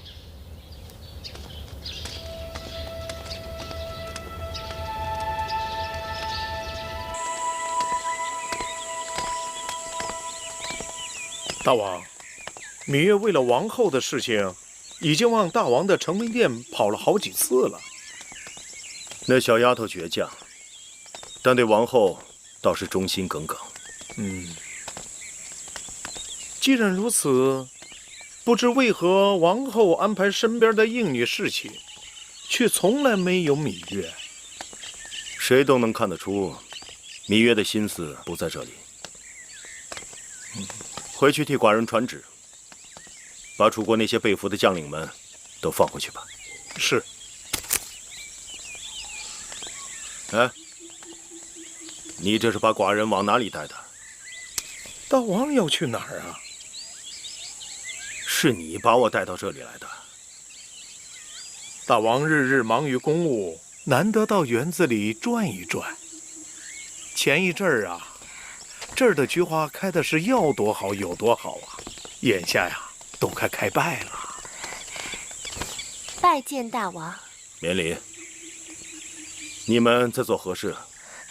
今日是吉日，臣妾特地沐浴更衣焚香，前来采集花草，以供奉在臣妾房中神龛面前，替大王和王后祈福。为寡人和王后？是。都祈了什么福啊？大王英勇神武，威冠群雄。王后贤良淑德，风华绝代。臣妾想祈求上苍的神灵，保佑秦国风调雨顺，保佑大王和王后恩爱和睦，更要保佑大王即将出生的嫡子康泰平安。只是祭祀祈福要有虔诚之心。你这花红柳绿，只怕诸神会怪罪。你还是洗净脂粉，重新沐浴更衣，再做吧。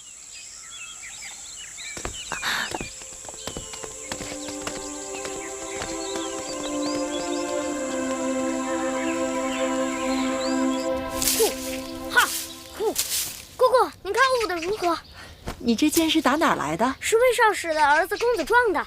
你拿人家东西干什么呀？是公子撞他丢弃的，我在草丛中捡到的。你看，都生锈了。呼，嘿，吼，呼。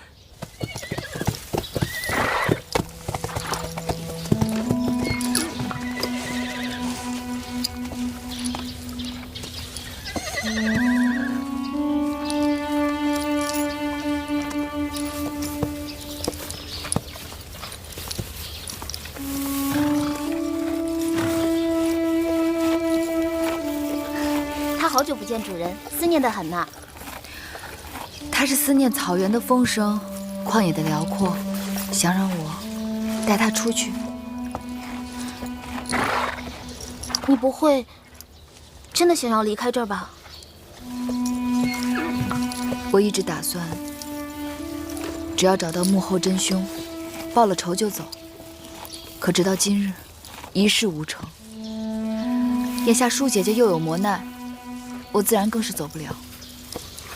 所以你郁闷得很，就来找他了。你说我该怎么办？事事都毫无头绪。你有难处，何不去求我父王开恩帮忙？世上可以欠钱，但不可以欠人情。大王若是开恩，我两手空空，无以回报。你是王后的陪嫁，你可以侍寝呢。父王可以给你名分，为你遮风挡雨。你知道我心里有人，虽然他已经不在了，可他一直在我心里。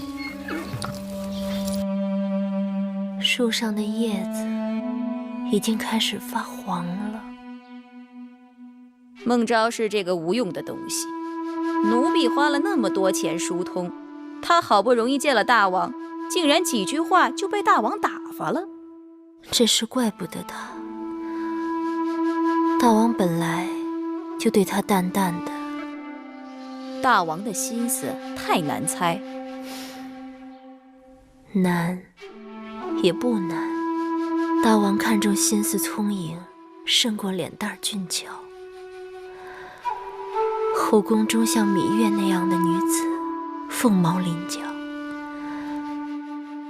只可惜芈月不肯，不然大王那边……王后诧异，幸亏芈月不肯。王后想想，要是芈月肯了，王后会真的高兴吗？我有什么高不高兴？肚子里怀着大王的嫡子，却被禁足在此，见大王一面都成了奢望。好在幕间隔三差五的替大王来问候，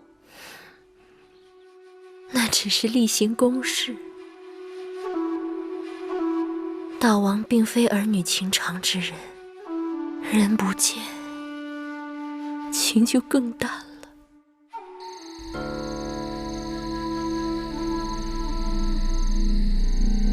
示威示威，胡不归呀？谈何容易？相位在那边等待先生已久，魏王已经在边境调派人马，随时准备迎候先生入魏。先生还在犹豫什么呢？我和秦王虽然意见相左，但我仍然是秦国的大良造，怎可轻言离去？不求封百里侯，但求展平生怨。先生与商鞅皆是百年难遇之奇才，有其可居于一国一域、一人一情呢？纵观列国数百年风云，有几个国君真的能够以国相托？岂有管仲？但管仲之后再无管仲。秦得了一个商君，不会再有第二个商君了。大丈夫伸展才能，改天换地。先生与其在秦国与秦王论短长，莫如回魏国，与秦国争短长。你回魏国，替我转告魏王，多给我一些时日，容我筹划。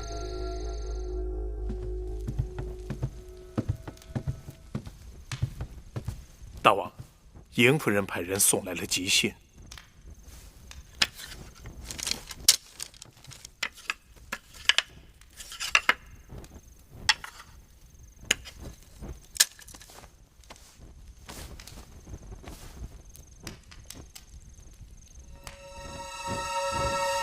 明日，寡人要去北郊行宫，你就不用跟着去了。是，大王。还有，去告诉魏夫人，寡人会在迎夫人那边住上几日，后宫之事就交给他吧。是，大王。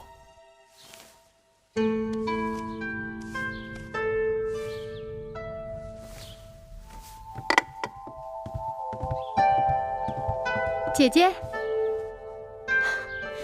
妹妹来了。姐姐，你听说了吗？大王出宫了。母亲刚才来过了，说大王去了北郊行宫，要在那儿住上几日。眼下王后被禁足，大王又不在宫里头，你去给永相令景离传个话，就说让他该干什么干什么。妹妹明白。你们快些收拾好了，就准备午膳吧。再有多半个时辰，芈月就该回来了。好。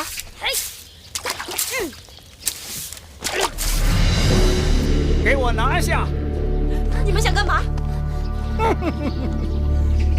魏少使之子公子壮丢失了一把宝剑，魏夫人命人彻查，终于发现了行窃之人。大秦有秦律，秦宫有宫规，在下只好不客气了，带走。你们干嘛？干什么呀？你们干嘛？哎，放开！不，小冉，放开我！放开我！小兔子，老这是实点！芈月所住之处，无论何事，只有王后才有权处置。你们魁姑娘，大王要王后静心养胎，他什么事也管不了。如今呢，是魏夫人奉旨主持后宫。走！不行，小冉，姑姑，快去找芈月！快！姐姐，大王，你来得好快呀！这是大事。昨晚寡人收到姐姐的书信，立刻决定要来。哦，大王，你看这个。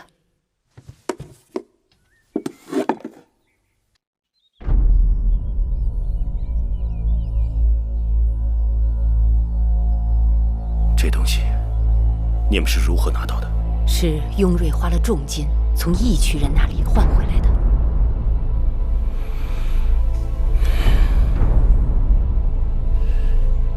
寡人一直希望这不是真的。另外，我这里还有一份从魏国来的密报。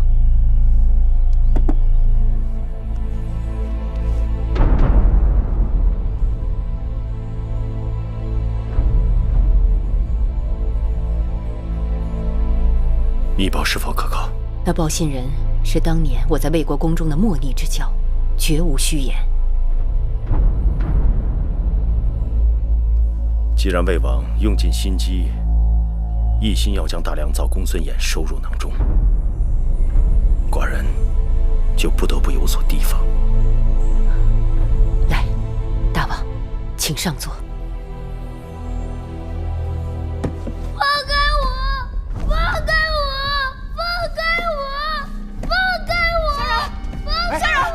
进，姐姐，你不能进呐！姐姐，姐姐，放他进来！姐姐，小冉，姐姐，姐姐来了，不怕。永相良为何恐我弟弟？奉魏夫人之命。魏夫人，魏夫人为何抓个孩子？你弟弟偷了公子壮的宝剑，按照秦律要砍去双手。那宝剑不是我偷的。是我捡的。更何况你芈月也是读过书的人，岂不知礼法有云，男女7岁不同席。即便如此，此处是后宫，除了大王和各宫公子之外，不可以有其他男子，除非处过宫刑。小冉捡了公子壮丢弃的宝剑，就算有错，也绝非偷盗。至于后宫无外男，小冉是我弟弟，如今也不过是个10多岁的孩子，何况此事我已经得到王后的允许。王后许可是私情，我行的却是秦法宫规。后宫不容外男，若是偶然闯入，或可逐出了事；若是奉诏而入，也不可过夜。你这个弟弟在宫中居住，已非一日，为避人口舌，只能宫刑。不准碰我弟弟！不准碰我弟弟！放开！姐姐救我！姐姐，不准碰我弟弟！你敢动我，死你全家！放开我！你动我！哟，气性还真大。可惜呀，景离孤身一人，吃饱了全家不饿。你找我来好了。别碰我！别碰我！你我无冤无仇，何至于此？我奉命行事，只是魏夫人有话，一定要等你来了才能动手。现在啊，时辰正好。姐姐，姐姐救我！这样水嫩的小童，只要1刀的功夫，就成全他了。别碰我弟弟！放开他！我求你了！你要什么我都答应你，不要碰我弟弟。我可什么都不要，只是魏夫人要什么，我就不清楚了。好，我懂了，我去找魏夫人。芈月是聪明人，早这么做，省了多少周折。姐姐，我好怕。小冉，别怕，姐姐一定想办法救你，别怕啊！等我，一定等我回来。姐姐一定要来救我！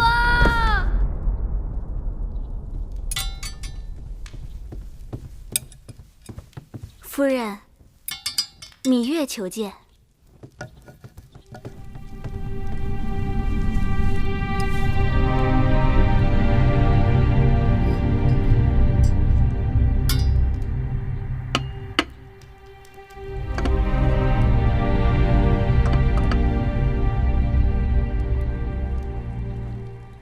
芈月来了。我在焚香，如此雅事，只能心静，千万急不得，只好怠慢了。心死恶臭的人，再焚香也无济于事。有人死到临头，还敢嘴硬啊？你要害我，就冲我来，不要害我弟弟。谁敢害你呀？你可是当今王后的妹妹。至于那个违反宫规的小童，大王委我主持后宫之重任，不好因为你是王后的妹妹，我就徇私舞弊，只好按照规矩办了，对吗？魏夫人用不着兜圈子，你说吧，究竟要如何，你才能放了我弟弟？妹妹这话可就说差了，我向来都是与人为善，成人之美的。我看你在王后身边日日委曲求全，也并未得到什么好处。妹妹如此启年月貌，若是只以幼女身份终老秦宫，实在是太可惜了。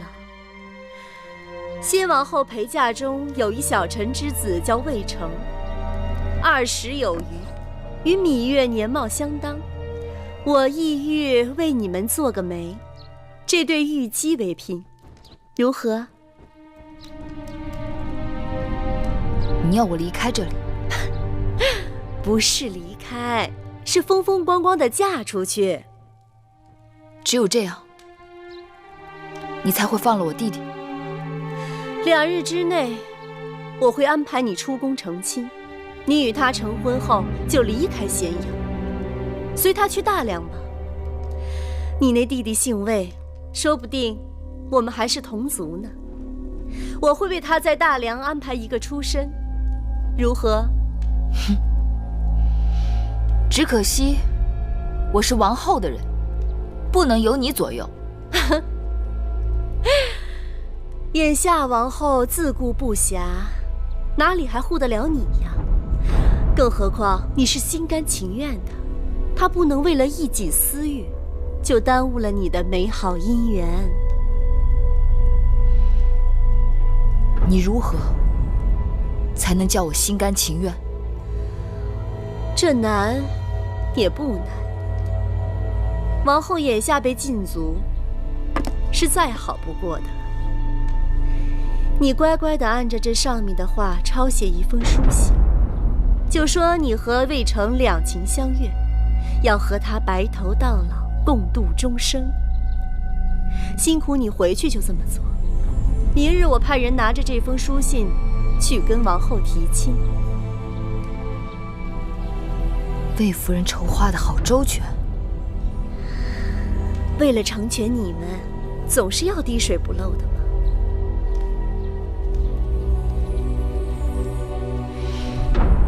我要是不写呢？那可就是你的不对了。明日一早，我若是拿不到这封书信，你那个弟弟可就一刀全了了，从此倒也干净。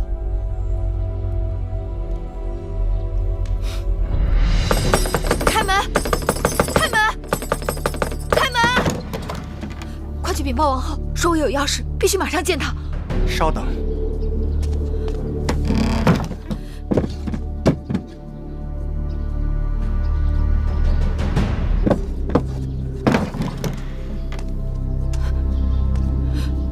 丹茂姑姑，快带我去见王后。你是故意为止，还是昏了头了？大王有令，外人一律不准进入交房殿。那麻烦姑姑把王后请到门前。你安的什么？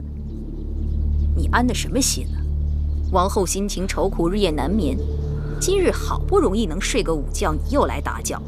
你有己无人，根本不顾王后有孕在身，又被禁足的辛苦跟烦恼。魏夫人让永相令捆了小冉，说小冉违反宫规，要施宫刑。魏夫人眼下主持后宫，要杀要罚，谁能拦得住啊？何况秦宫有秦宫的王法，那魏冉被罚，该是事出有因。且不说王后正受挫折，大门都出不去，就算她还能说得上话，因为你们俩姐妹的关系而袒护你，定会被人诟病。还是回避为好。魏夫人捆小冉，是醉翁之意不在酒，她是要把我赶出宫去。哦，她用弟弟的性命来要挟我，逼我嫁给一个魏国小臣之子，说明日是最后期限，若得不到我的承诺，她就要对弟弟下毒手。这事可就难办了。按理说，你是王后的陪嫁应试，婚姻之事轮不上魏夫人插手。可眼下王后被禁足，又身怀6甲，若硬撑着为你出头，与那魏夫人纠缠起来，弄不好有了闪失，谁能担待得起呀？你一向疼爱魏冉，定不肯叫她受苦，但不苦她，就只好苦你了。此事还是你自己做个决断吧。丹茂姑姑，丹茂姑姑，你一定要帮我。丹茂姑姑，芈月，你可是公主身份，怎可给我一个奴婢下跪？我知道，姑姑一向不喜欢我，可眼下救人性命是大事，求姑姑一定要帮忙。王后已经自身难保，你还是不要连累了她才好。何况你芈月一向足智多谋，就算没别人帮忙，你也能过了这个坎儿。丹茂姑姑，关门！丹茂姑姑，丹茂姑姑，丹茂姑姑，姑姑。这整日里躺着，躺得整个人都软了。再过几日，小公子就要出世了。女医治说，让您没事啊，多走动走动，免得生的时候太受罪。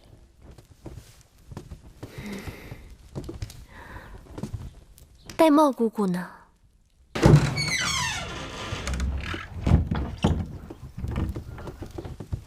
玳瑁姑姑，你刚才去哪儿了？是不是月儿来了？哦，是芈月来给王后问安，听说王后午睡就走了。也是，好久没见月妹妹了。姐妹说话还要隔着堵墙，不如不说。再扶我在屋里走走吧。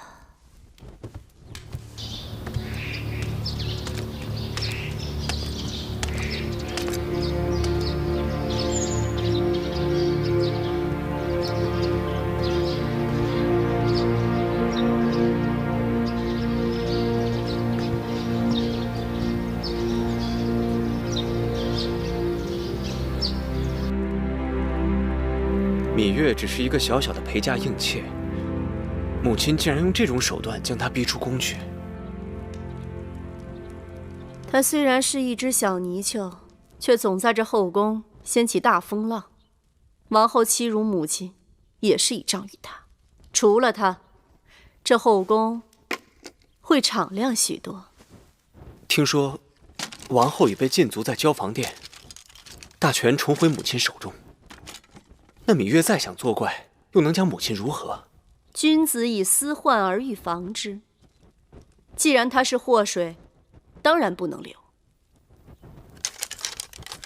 论人品相貌，那芈月都是上等女子，可母亲竟然要将她许配给一个普通小厮。华儿，此事与你根本无关。难道芈月也给你灌了迷魂汤？孩儿觉得明珠暗投，实在可惜。你莫非是疯了？竟然会有这心！她是王后身边的应妾，随时准备给你父王侍寝。若让你父王知道你有如此打算，心里会如何恼恨于你？太子之位，想都不要再想。可既然母亲要让她嫁给别人，为何不成全自己的孩儿？花儿，你可要想清楚，你是大王最看重的长子，日后是要继承王位的。若想成亲，也必须是和诸国的嫡公主联姻，助你成大业。那芈月应妾之身，毫无背景，她能帮你什么？母亲，不必再说了。由此看来，这个芈月就是个狐妹子，在宫中更不能留。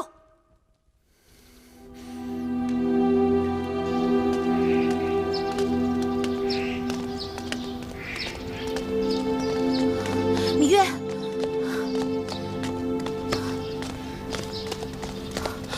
我已听说你弟弟未染之事，这些人趁我父王不在宫中下此黑手，行事卑鄙。眼下王后虽自顾不暇，但只要她肯出面，魏夫人他们不得不忌讳她3分。可眼下，我想见她一面都不行。这么说，连王后都不能庇护你了？魏夫人他们鬼祟伎俩，害小冉，就是为了害我。我豁出去了，大不了拿我的命去抵小冉的命罢了。你这是以卵击石，眼下还不是拼命的时候。这是我的出宫令符，你拿上，去找我父王。他此刻在北郊行宫，骑马去快些，悄悄走，不要惊动任何人。都已经什么时候了，你还犹豫什么？拿着。我不想向你父王讨要任何东西。你当真以为我父王是施恩图报之人？况且，你要先过了眼前再说。其实你知道，我父王心里一直很喜欢你，而且，我父王是个有情有义、很值得人仰慕的男子。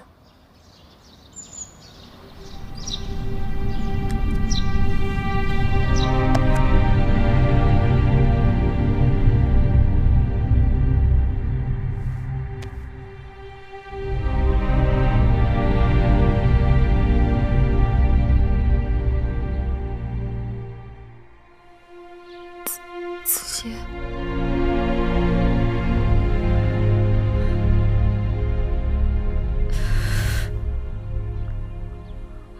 子歇，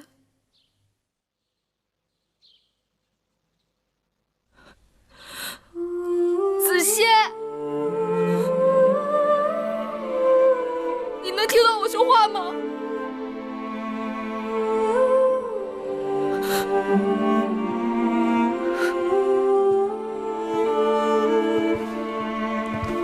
月儿。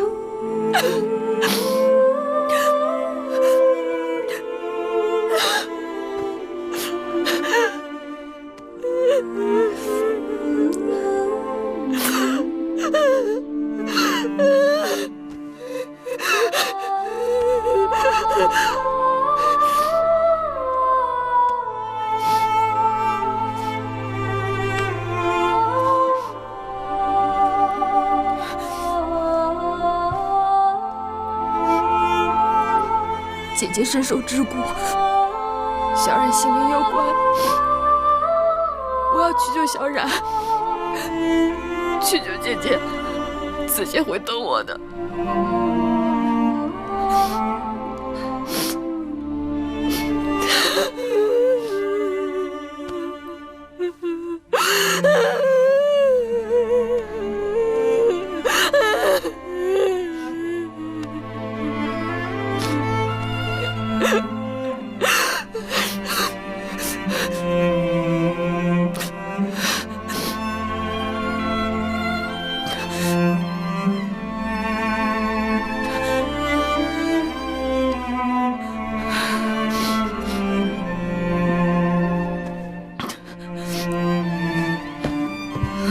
月儿，记得公孙衍刚到秦国的时候，还是我给大王引荐的他。那时候的公孙衍，青年才俊，意气风发。第一次与大王见面，他与大王仿佛是前世的缘分，促膝交谈了一夜。寡人因公孙衍攻占河西之地，和诱服魏国主将公子昂的功劳，封他为秦国的大良造，这是一人之下，万人之上的殊荣。寡人真不信他会背弃大秦。大王，人心是会变的，有的人永远贪心不足。何况眼下张子与大良造水火不容，魏王又不停地差人给大良造送礼，我想目的只有两个：一是为提醒他还欠着魏国的人情；二呢，是为让他知晓，说到底只有魏国人对魏国人更亲一些。当下秦国权力三分，张仪与公孙衍相争，正好让公孙衍再生意念。公孙衍一向是心高气盛，魏王对公孙衍又是志在必得。对于公孙衍，大王还是尽人事，听天命吧。大王，穆坚来了，让他进来。是。大王，出了何事？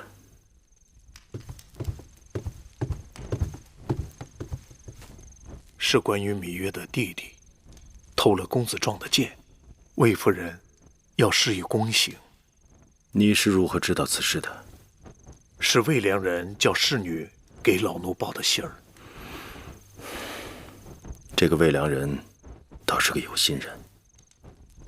这个事说小也小，说大也大，老奴拿不定主意，所以才决定跑这一趟。一个小女子遇到这种事情，该是天塌了。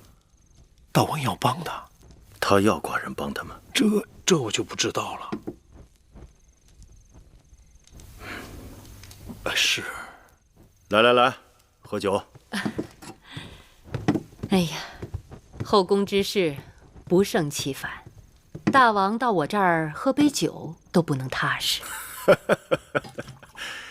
当初长姐为我打理后宫的时候啊，寡人的耳根子清净多了。后宫女人多，是非也多，但大王过去好像对这些是是非非并不往心里去，后宫没变，大王却变了，是不是？大王又有心上之人了？长姐有雍大人常来陪伴，在北郊行宫过着神仙般的日子，还拿寡人来打趣。这么说，大王今晚住在我的宫里，难免孤单，让姐姐安排一个好女子给大王侍寝，无妨。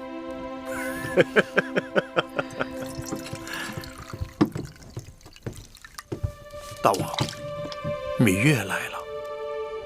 她来了？是。她真的来了。看看去。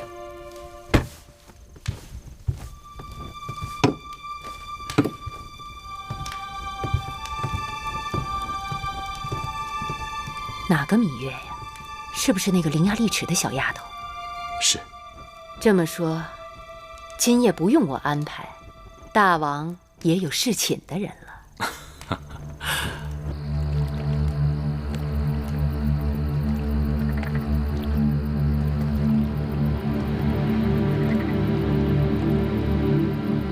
此事寡人已经知道，既然有王后的应允，宫刑可免，但按秦律，偷盗他人财物必须责罚，哪怕是寡人的兄弟，也不能网开一面。眼下魏夫人执掌后宫，行事虽有些急躁，但并无大错。那不是偷，那把剑是公子壮丢弃在草丛里的，是生了锈的。怎么不是偷？那是谁家的园子？他拿走那把剑，告知了公子壮，并得到许可了吗？大王明示芈月，如何才能救弟弟？我大秦以法立信，刑上大夫，寡人帮不了你。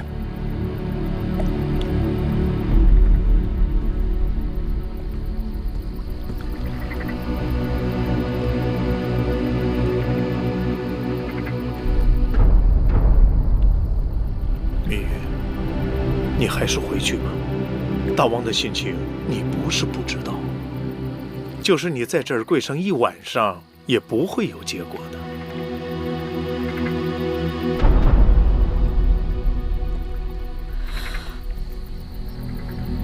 大剑垂怜，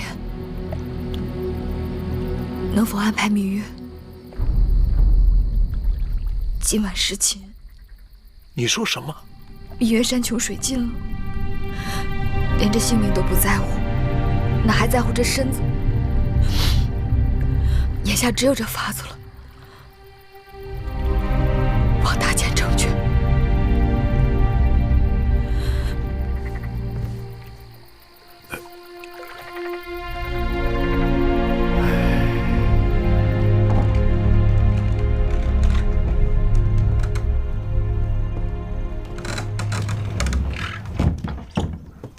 给寡人宽衣。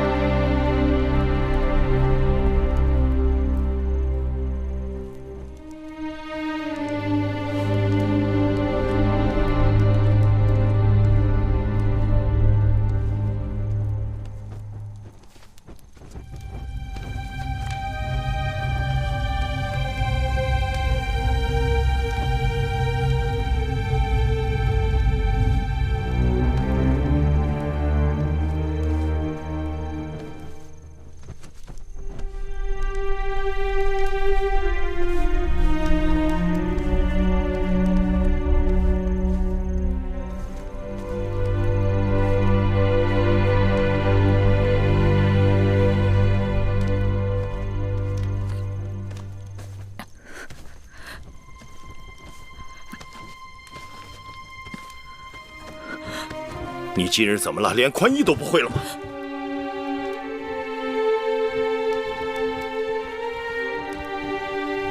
怎么会是你？你以为如此就能救你弟弟吗？明月是情，心甘情愿。丫头，你的心思明明白白写在脸上，你有难处，有求于寡人。可你知道寡人这一辈子最痛恨的是什么吗？就是被人利用。大王恕罪，明月出此下策，的确是走投无路了。你对寡人并不真心，何苦如此？明月，别无选择。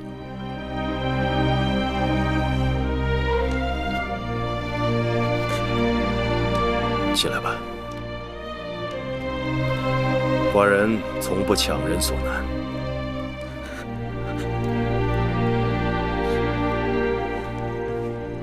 你跪着也没用。你打算让寡人做什么，是你的事；寡人打算做什么，是寡人的事。你出去。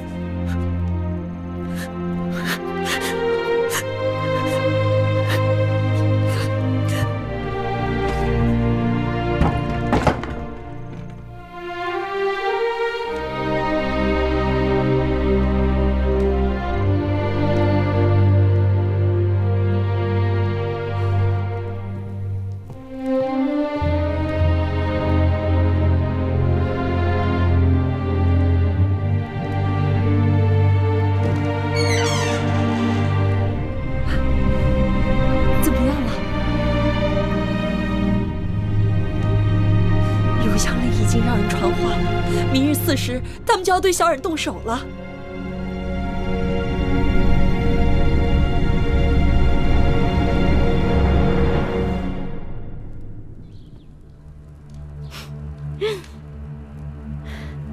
真是稀罕事儿，你芈月也有服软的时候。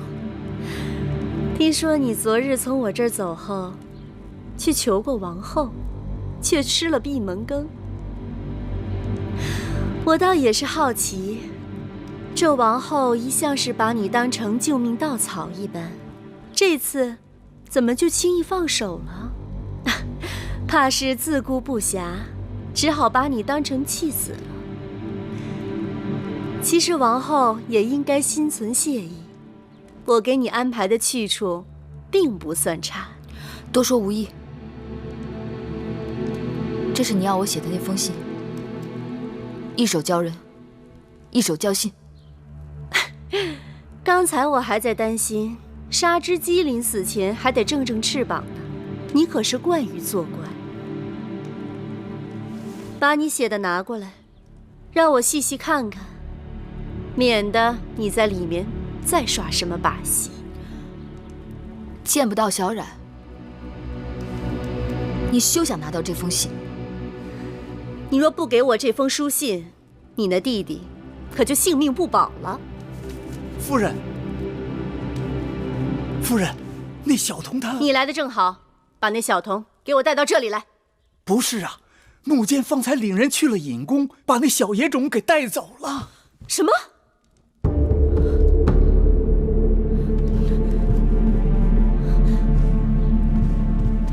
没事儿，小冉，没事儿啊。不疼，小冉，小冉，姐姐，小冉，吓死姐姐了！回来就好，回来就好，让姐姐好好看看。哎呀，哎呀，怎么了？这怎么回事啊？木坚说，按大秦令，偷盗必须砍手。但秦王下旨说，念及小冉年幼，就割了一个小手指头。可怎么办，小冉？姐姐，我小冉不好，给姐姐惹下这么多麻烦，请姐姐处罚。不怪小冉，小冉没有做错任何事情，是有人心存恶念，故意要害我们。那该怎么办？自即日起，姐姐一定要用性命来保护你们，让恶人再也不能欺负到我们头上。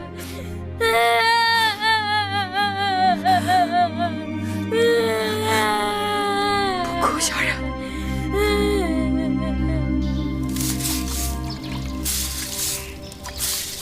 大家手脚都利索点儿，把这院子都给我打扫干净了啊！还有那边，还那一边，啊，